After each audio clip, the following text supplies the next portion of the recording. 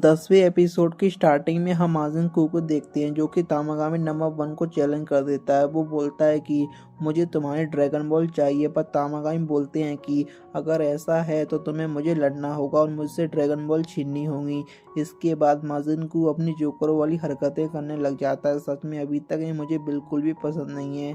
वो बिना रुके कई अटैक करता है, पर तामागामी सभी अटैक को डोज करता है। इसकी उम्मीद माजिन कू ने नहीं करी थी, पर वो हार नहीं मानता। वो लगातार उस पर अटैक करते जाता है, पर तामागामी उसके सारे अटैक को रोक लेता है।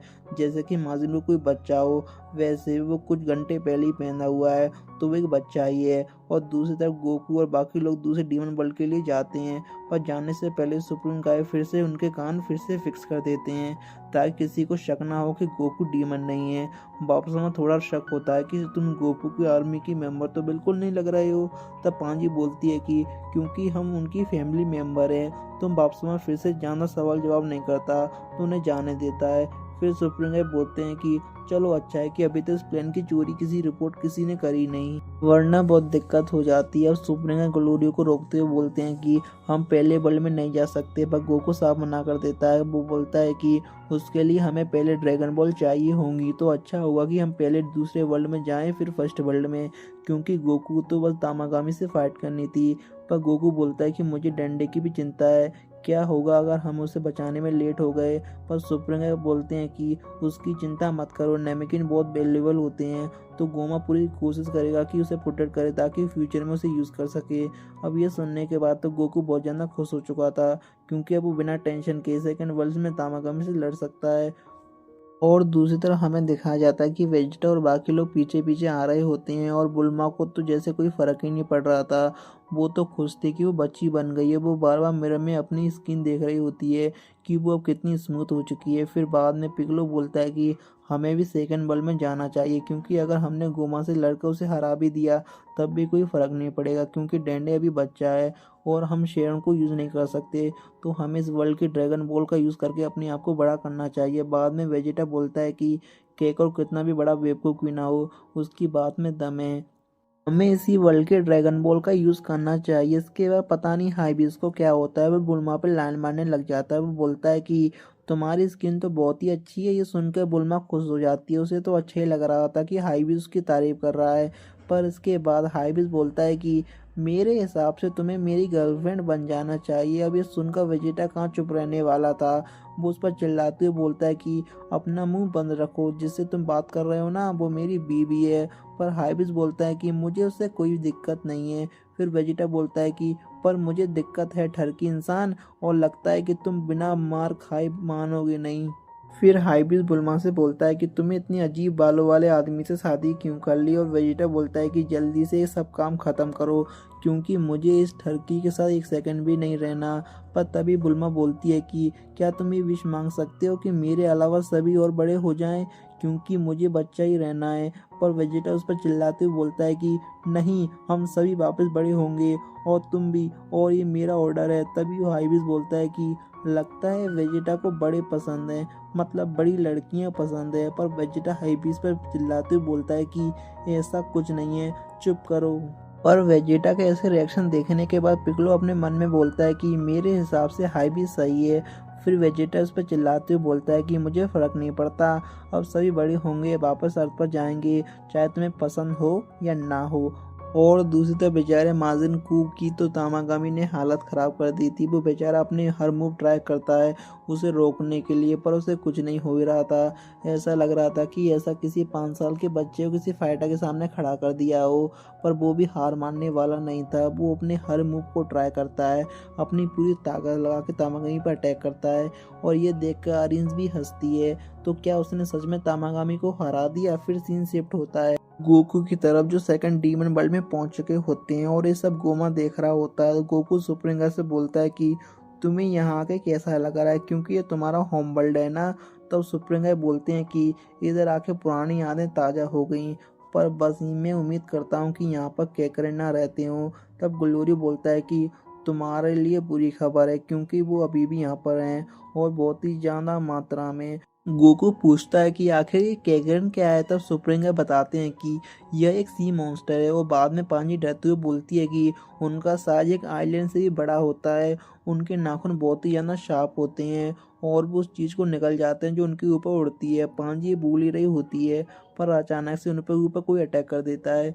ये केकरन तो नहीं थे, ये गोमा की आर्मी होती है। ग्लोरी उन पर अटैक करने की कोशिश करता है पर वो बहुत ही ज़्यादा थे। वो बेचारा क्या करता। अब गोमा की आर्मी उनकी शिप को डिस्ट्रॉय कर दिया था। तो मैदान में उतरने के अलावा गोकू के पास और कोई रास्ता नहीं था। तो ग्लोरी उसे बोलता है कि गेट खोलने के लिए, और बार बार जाते हुए वो एक एक करके सभी शिप को गिरा देता है। और ये सीन सच में बहुत ही ज़्यादा बढ़िया था। और जब गोकू आखिर शिप को डिस्टर्ब कर देता है तो गोमा हैरान था। वो बोलता है कि ऐसे कैसे हो सकता है कि इसने सभी को अकेले हरा दिया। देगासू भी एडमिट करता है कि मुझे तो लगा था कि बच्चा बनने के बाद कमज़ोर हो चुका होगा, पर ये तो इससे भी ज़्यादा और ज़्यादा ताकतवर है जितना मैंने सोचा था। पांजी ये देखने के बाद बहुत ही ज़्यादा खुश हो जाती है। वो बोलती है कि गोकू तो सच में अमेजिंग है। गोकू उन्हें हरा तो चुका था पर ये अच्छी खबर नहीं थी क्योंकि उन लोगों ने उनकी शिप डिस्ट्रॉय कर दी थी। अब वो पानी से ज़्यादा ऊपर नहीं है। तो गोमा की आर्मी से तो बच गए पर केकरन से लड़ना भी बाकी था। तो अचानक से ही वो केकरन उन पर अटैक कर देता है और सच में बहुत ही ज़्यादा बड़ा था। वो बस अपने टेंटिकल से ही उनकी शिप को पकड़ लेता है। तो ना चाहते हुए भी उन्हें शिप से भागना पड़ता है। पता नहीं पांजी के दिमाग में क्या आता है, वो शिप में वापस चली जाती है।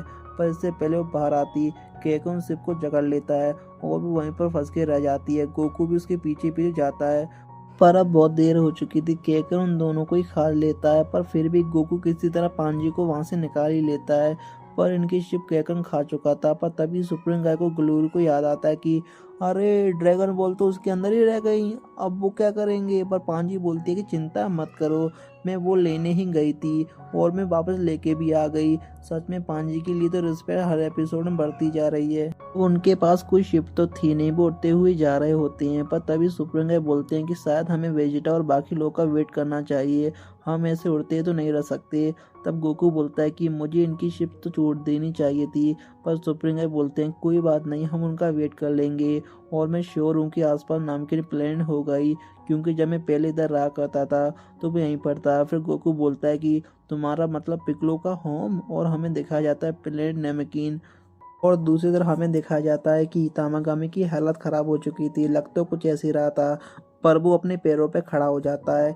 और ये देखने के बाद तो अब एरेंस भी हैरान थी। और इसके बाद तामागामी माजिन कोको जो हाल करता है वो देखने लायक होता है। वो उसकी हर अटैक को डोज कर ही रहा था पर बार बार गायब होकर उसके पीछे आ जाता है, जैसे कि उसके साथ हाइड एंड सीक खेल रहा हो। जे वो ऐसे सीरियसली ले ही नहीं रहा था।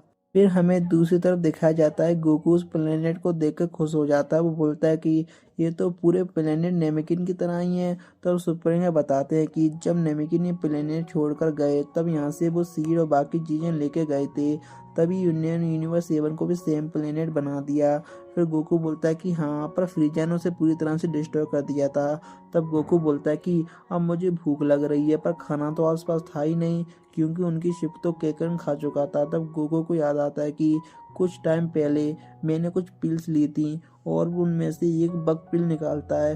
वो बोलता है कि इसको खा के मेरा स्टेमिना वापस आ जाना चाहिए, हो सकता है इससे मेरी भूख मिट जाए। और बाकी सबको ऑफर करता है पर बाकी सब मना कर देते हैं क्योंकि गोकू के अलावा कोई भी इतनी अजीब चीज़ नहीं खाने वाला। और गोकू वो खा लेता है पर उसे खुद वो बेकार लगती है। पर इससे एक चीज़ अच्छी होती है, उसका स्टेमिना तो वापस आ ही गया था पर उसकी भूख भी थोड़ी कम हो चुकी थी। और वो प्लेनेट नेमेकिन की हालत देख रहे होते हैं। ये अब उतना सुंदर नहीं होता कि जितना हुआ करता था। पानी गंदा हो चुका था, पेड़ बहुत कम थे। फिर बोलता है कि ऐसा इसलिए हुआ क्योंकि सारे नेमेकिन ये प्लेनेट छोड़कर जा चुके हैं। पर तभी अचानक से गोकू कुछ नोटिस करता है और वो बोलता है कि वेजिटा और बाकी लोग यहाँ पर आ चुके हैं, तो मैं उन्हें गाइड करने जा रहा हूँ, वरना कहीं ऐसा ना हो कि केकर उनका शिकार बन जाए। पांजी बोलती है कि आखिर इसे कैसे पता चला कि वो इधर आने वाले हैं।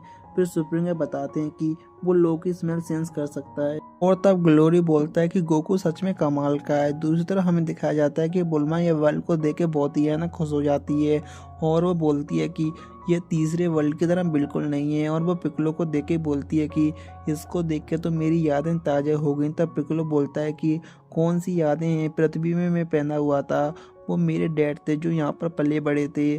तो हाइबिस बोलता है कि हमारे सामने कुछ आ रहा है, और वेजिटा बोलता है कि वो कैंकरोट है। पर हाइबिस मना करता है कि मुझे तो लग रहा है कि वो गोकू है। तब बुल्मा बोलती है अरे भैया, वो गोकू और कैंकरोट दोनों एक ही पर्सन हैं। और बाहर गोकू अजीब अजीब साइन कर रहा था, तो वो बताने की कोशिश कर रहा था कि नीचे बहुत बड़ा कैंकरोट है, पर किसी को कुछ समझ में नहीं आता। और पिगलो बोलता है कि उसे अंदर बुला लो। और गोकू अंदर आते ही बोलता है कि प्लेन को ऊपर कर लो क्योंकि पानी के नीचे एक मॉन्स्टर है। वेजिटा गोकू का मजाक उड़ाते हुए बोलता है कि तुम एक मॉन्स्टर से डर गए, शर्म आनी चाहिए तुम्हें। पर तभी अचानक से वो मॉन्स्टर आ जाता है और उसे देख के तो वेजिटा भी डर जाता है। वो बोलता है ये तो सच में बहुत बड़ा है। तब गोकू बोलता है कि मैंने तो तुम्हें पहले ही बता दिया था, और अभी हम दोनों में से इनकी इतनी ताकत नहीं है कि हम इसे हरा सकते हैं, बेहतर होगा कि हम इससे दूर ही रहें। और दूसरी तरफ बुल्मा हाईवी से चिल्ला रही होती है कि अगर इतने बड़ा मॉन्स्टर नीचे था तो तुमने शिप ऊपर क्यों नहीं उड़ाई। तो वो बोलता है कि इसके बारे में मुझे कुछ नहीं पता, मैं पहली बार इस वर्ल्ड में आया हूँ। और फिर हमें सीन दिखाया जाता है तामागामी वैसे माजिन कू का। वो माजिन बू को रिस्पेक्टफुली उसे हार मान लेता है और जो झुकते हुए बोलता है कि मुझे माफ़ करना, मैं आपको नहीं हरा सकता। और वो एरेंस के बाद भाग जाता है, और वो उससे भी सेम चीज़ बोलता है कि माफ़ करना, मैं उसे नहीं हरा सकता। मुझे तो समझ में नहीं आ रहा कि इसे बना ही क्यों गया है। अब एरेंस और भी क्या कर सकती थी, वो उसे लेके चली जाती है। एरेंस का पूरा मूड ख़राब हो चुका था, उसे लगा था इसकी मदद से पूरे डीमन वर्ल्ड पर कब्जा कर लेगी, पर ये तो किसी काम का ही नहीं था। पर माजिन को अपने आप को डिफेंड करते हुए बोलता है कि ऐसा नहीं है, मैं स्ट्रांग हूँ, मैं बहुत स्ट्रांग हूँ, पर वो मुझसे भी ज़्यादा स्ट्रांग है। मैं गाना गा सकता हूँ, डांस कर सकता हूँ, वगैरह वगैरह। बेचारी इतनी मेहनत करी बस इसके लिए। और दूसरी तरफ वेजिटा और बाकी लोग भी प्लेनेट नेमेकिन पर पहुंच जाते हैं। गोकू बोलता है कि तुमने तो इस प्लेस को बहुत ज़्यादा मिस किया होगा है ना। पर पिक्कोलो बोलता है कि मैं बुल्मा को पहले ही बता चुका हूँ कि मैं यहाँ पर पैदा नहीं हुआ था, पर फिर भी इस जगह पे ऐसी बात है जो मुझे अपने जैसा महसूस करा रही है। इसके बाद पांजी बोलती है कि नारे तुम भी तो इस वर्ल्ड से हो, तो तुम्हारा प्लेनेट भी आसपास होगा। ये सुन के बोलती है कि आखिर ये नारे क्या है। तब वो एक्सप्लेन करती है कि इस सुप्रीम गाय का असली नाम है। बुल्मा को लगा नहीं था कि इसका कोई असली नाम भी होगा, तो वो उनके बारे में और पूछती है कि आखिर तुम अपना होम प्लेनेट छोड़कर क्यों गए, और तुम हमारे यूनिवर्स के सुपर किंग क्यों बने। तो उसके बाद वो अपनी कहानी बताना शुरू कर देते हैं, और इस कहानी को ध्यान से सुनना क्योंकि ये पूरी ड्रैगन बॉल का इतिहास बदल सकते हैं। वो बताते हैं कि पहले बस एक डीमन वर्ल्ड हुआ करता था, ना कोई यूनिवर्स ना कोई मल्टीवर्स। तब वो डीमन वर्ल्ड के सुप्रीम किंग थे, वो चाहते थे कि और भी यूनिवर्स हो और माजिन से अलग अलग जगह एक्सपांड करें। तब वो ऑर्डर देते हैं कि सुप्रीम माजिन राइमस को कि वो बहुत सारी यूनिवर्स बना दें ताकि डीमन अलग अलग यूनिवर्स में जाके रह सकें। वेजिटा बोलता है राइमस। फिर वो बताते हैं कि वो अभी भी यूनिवर्स की हाईएस्ट अथॉरिटी में से एक हैं। तो क्या इसका मतलब ये है कि सुप्रीम का वो जेनोसमा से भी ऊपर है। फिर वो कहानी को कंटिन्यू रखते हैं। राइमस ने बहुत ही ज़्यादा यूनिवर्स बना दिए थे ताकि डीमन एक वर्ल्ड से दूसरे वर्ल्ड में ट्रेवल कर सकें, और पहले बाप समा पे कोई लिमिटेशन भी नहीं थी, जिसकी भी मन चाहे वो यूनिवर्स में दूसरे यूनिवर्स में ट्रेवल कर सकता है। और राइमस समा ने हर यूनिवर्स के लिए एक लैंड को चुन लिया और हर यूनिवर्स में उन्हें भेज के उन्हें वहाँ पर सुप्रीम का बना दिया। तो ये सेंस बनता है कि कभी यूनिवर्स में सुप्रीम का एक जैसे क्यों देखते हैं, क्योंकि ये सभी रिलेटेड हैं। तो क्या इसका मतलब ग्रैंड प्रिस्ट और जानो समा ने इन्हें सिलेक्ट नहीं कर पाए। फिर बुल्मा हैरान होते हुए बोलती है कि क्या पूरा यूनिवर्स से माजिन से ही रिलेटेड है। तब सुप्रीम मना कर देते हैं कि ऐसा नहीं है, कहीं इस पे यूनिवर्स बने। उसके बाद साइनस ह्यूमंस फिर वो फिर से बताते हैं कि पहले बापसमा कोई लिमिटेशन नहीं थी, पर डाबुरा के फादर अबुरा ने इस पर लिमिटेशन लगा दी क्योंकि उन्हें डर था कि बाहर के लोग अब डेमन वर्ल्ड पर अटैक कर सकते हैं। पर वो बहुत ही ज़्यादा क्रूर था, तो सभी ग्लैंड यहीं पर कि उनके खिलाफ चले गए, और उसकी वजह से उन्हें वो जगह भी छोड़नी पड़ी और मुझे बना दिया गया सुप्रीम गाय का यूनिवर्स 7। और सुप्रीम गाय ये भी बताते हैं कि जिस पेड़ से सुप्रीम गाय पैदा होते हैं वो भी डिस्टर्ब हो चुका है, तो इसका मतलब फ्यूचर में अब कोई सुप्रीम गाय नहीं होगा। इनके मरने के बाद पूरी सुप्रीम गाय की ब्लड लाइन खत्म हो जाएगी। बुल्मा सुप्रीम गाय से बोलती है कि तुम्हें अपने प्लेनेट पे नहीं जाना एक बार। वेजिटा उसे रोकते हुए बोलता है कि इन सब का टाइम नहीं है, हमें जल्दी से तामागामी के पास जाना होगा और उसे ड्रैगन बॉल लेनी होगी, क्योंकि मैं और ज़्यादा देर बच्चा बन के नहीं रह सकता। और फिर सभी उस शिप में बैठ जाते हैं, और हाइबिस को जगह के बारे में इतनी नॉलेज नहीं थी, तो वो ग्लोरी से रिक्वेस्ट करता है कि वो शिप को चलाए, क्योंकि हाइबिस की वजह से वो अभी कुछ देर पहले मरते मरते बचे थे। और जैसे वो उड़ने वाले होते हैं कोई उन्हें अप्रोच करता है और ये कोई और नहीं नेवा थे, और इसी के साथ एपिसोड ख़त्म हो जाता है। तो गाइस मिलते हैं नेक्स्ट एपिसोड में। Thank you for watching.